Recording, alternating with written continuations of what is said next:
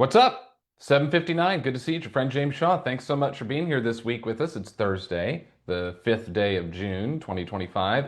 We're in the middle of listing month. We're not in the middle of it. We're in the very beginning of listing month. All month, the entire month of June is about you ramping up your listing inventory. And we've broken it into 5 pieces. This week, we've been focused on the lead part. We've got to fill our pipeline full of leads, and you need more leads in the pipeline than you have needed in previous years in order to list the same number of homes.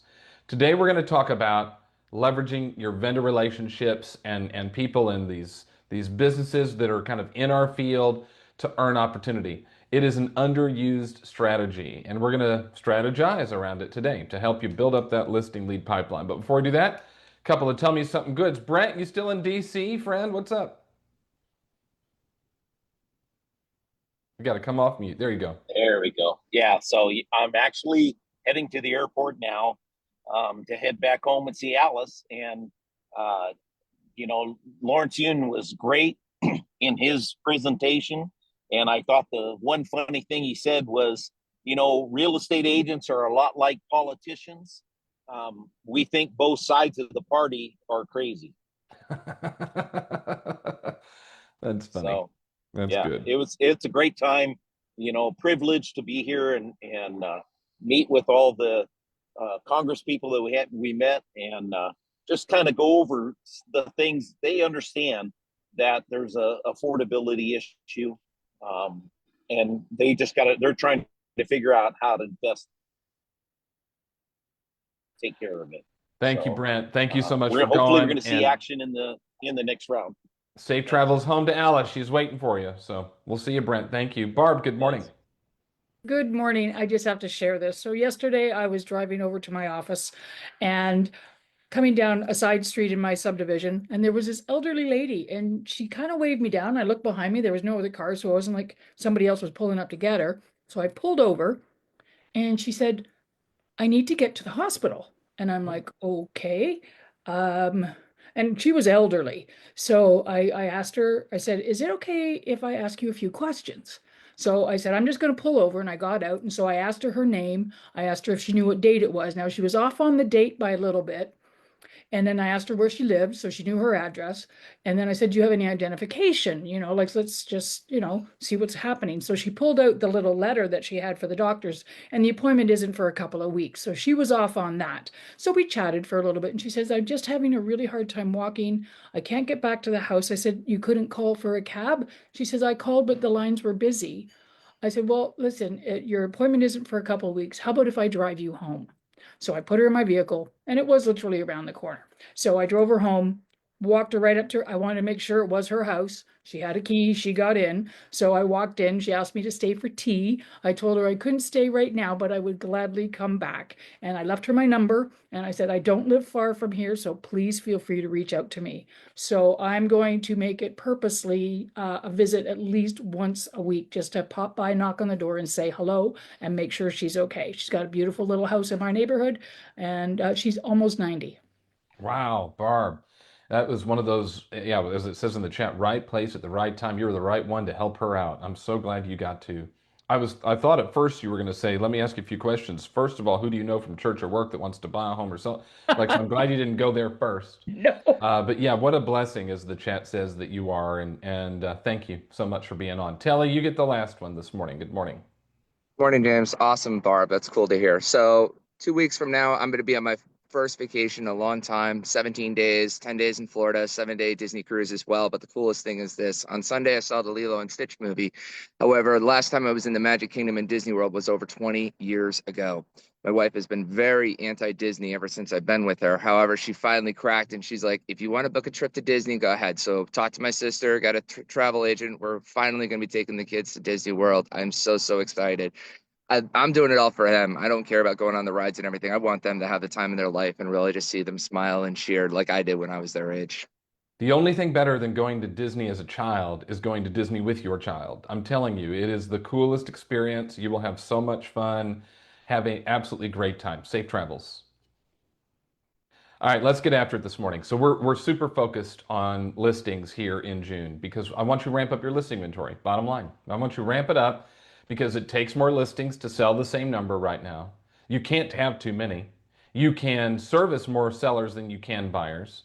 As your listing inventory grows, it gives you the leverage of time to be able to implement other things in the business. It creates extra income so you can add other strategies or people to the business. It is the smart way to grow the business. And right now is the time to add.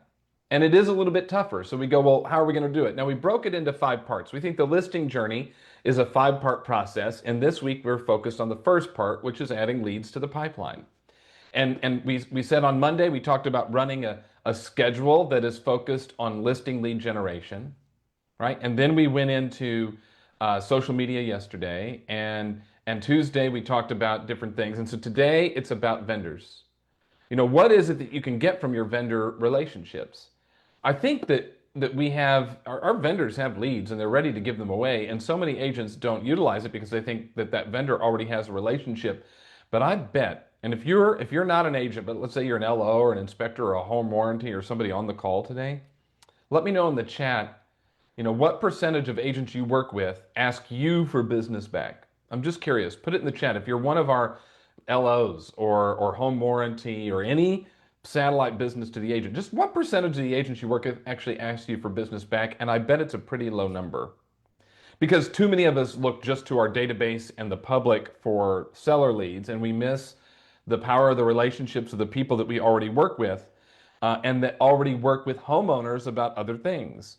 So what if you thought about who might your ideal seller reach out to before they would reach out to you? Who would the ideal seller that you want to work with in your market reach out to before they would reach out to you? And are you in relationship with them? General contractors in your community, painters, landscapers, people who do handiwork around the house, junk removal companies. I think that's the one that got brought up on the call. I forget who brought it up, but somebody brought it up on the call earlier this week. Cleaners, like move out people, roofers, foundation repair, HVAC, estate sale, and then strategic partners that are an arm's length from our business, like financial planners, divorce attorneys, CPAs. I'm just giving you the list I came up with. Insurance agents, probate, senior moving managers, mortgage lenders, all sorts of these professionals are trusted advisors during these transitions of divorce or downsizing or inheritance and things like that we just have to ask ourselves, who talks to homeowners before I do, and am I in a relationship with them? So one thing I would challenge you to do is make that list. If you remember, do you remember OG Bold? In the OG Bold, we did the yellow pages exercise. Do you remember that? Put it in the chat if you remember that. Where you would go through and you would go through the yellow pages and go category by category and ask, who do I know in this category, and are they in my database? That was the first question. And if you knew someone in that category but they weren't in the database, you needed to add them to the database. And if you didn't know someone in that category, then you should add someone from that category to your database. And then you want to make sure you reach out in a way that is genuine and polite and kind. And the way you do that is, first you make that short list, right? And then you want to start with value. We don't start with the, hey, can you send me referrals? We give before we ask. So what are some ways we can give? Well, we can interview them on social media. We see people do that all the time. Jenny does it. We've got Jennifer in Pennsylvania who does it. We've done a thing with her on that. We have Chris in New Jersey who does the brochure. Like, there's a lot of ways that you could feature these vendors on your socials. You can, Thomas brought it up, a preferred vendor list where you can send referrals before you ask. You can invite these people to your next client event as a way to give back. If they did service for you, just thank them with a note. These are, again, the list of things I came up with. Host a workshop. We're doing a seller workshop session on Wednesday, next Wednesday, with D'Angela Hudson, where she involved these other vendors. It's a seller like listing workshop for people who are interested in selling their homes. She got 10 listings from that. 10. We're doing that on Wednesday, and she included other vendors. And then ask questions, not ask, do you have any referrals, but do you ever work with people who are planning to move? Or what kind of homeowners do you usually serve? Or how could I best support you? I just think let's get purposeful, on purpose, with our vendor relationships. Let's talk about it, Michelle. Good morning.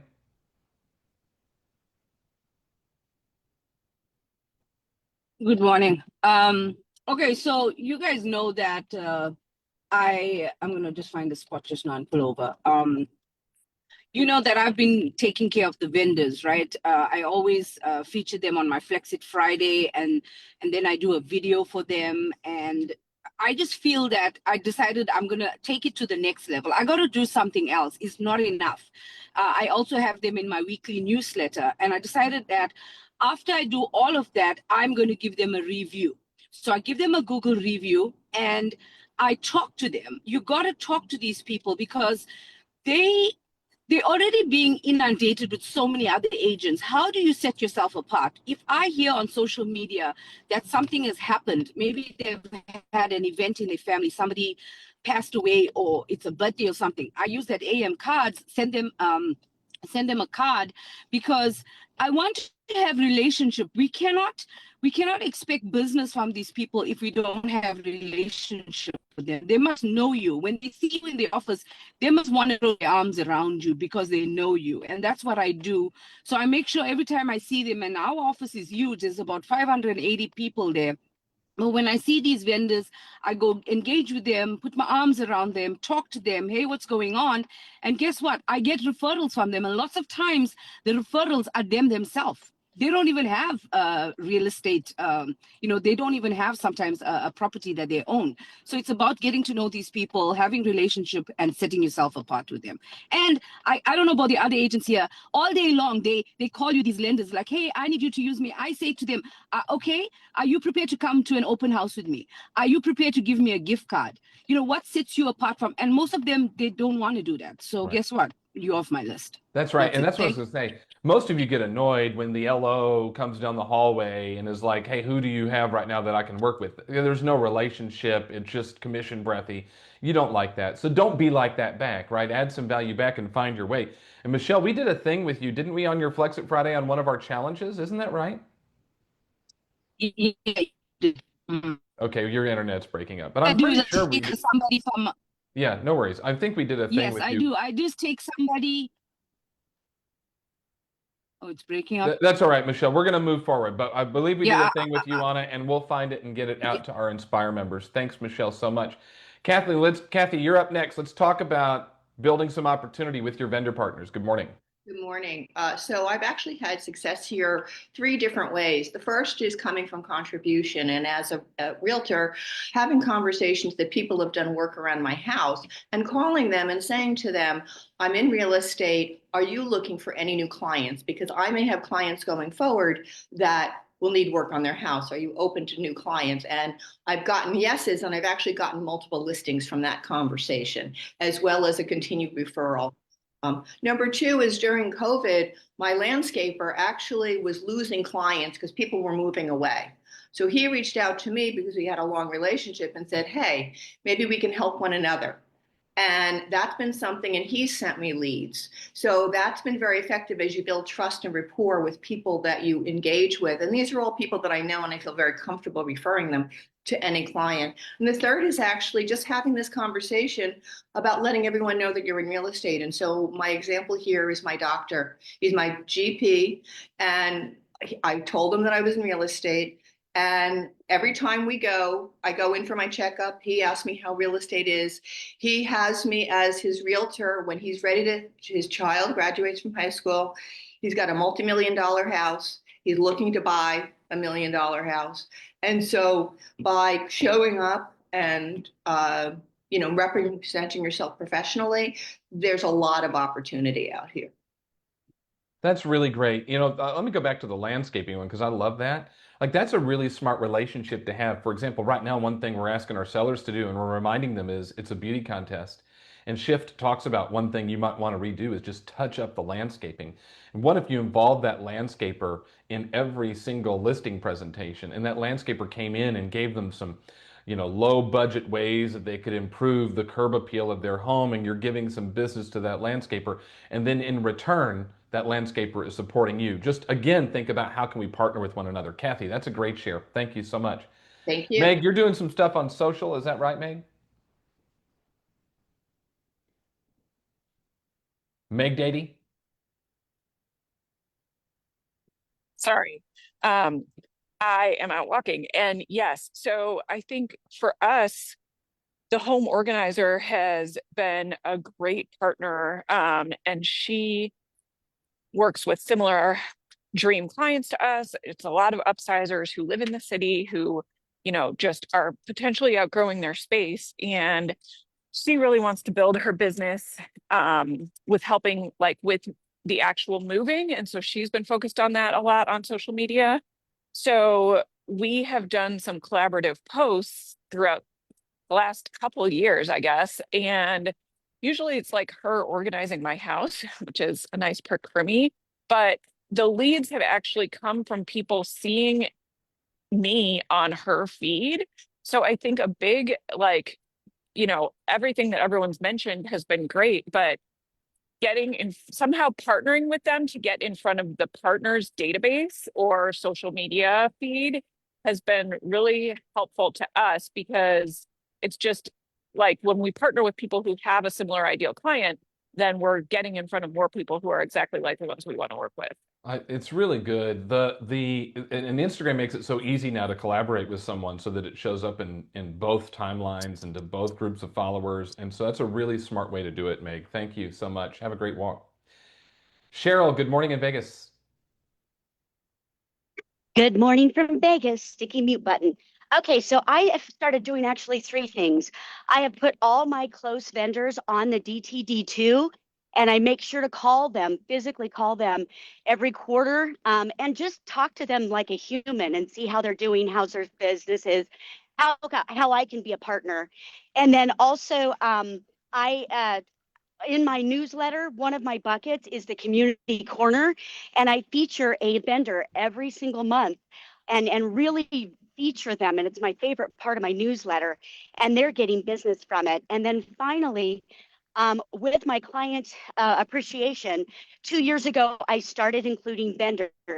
And I'll be frank, I mean, the same ones tend to come, just so grateful to be invited because they're usually not invited to these things.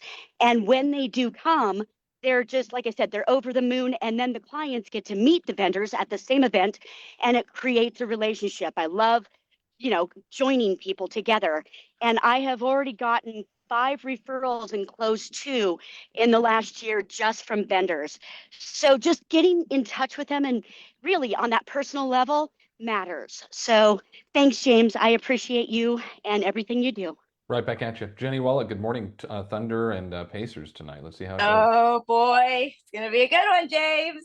We'll be razzing each other. So this is one of my favorite topics, and I call it my preferred service providers.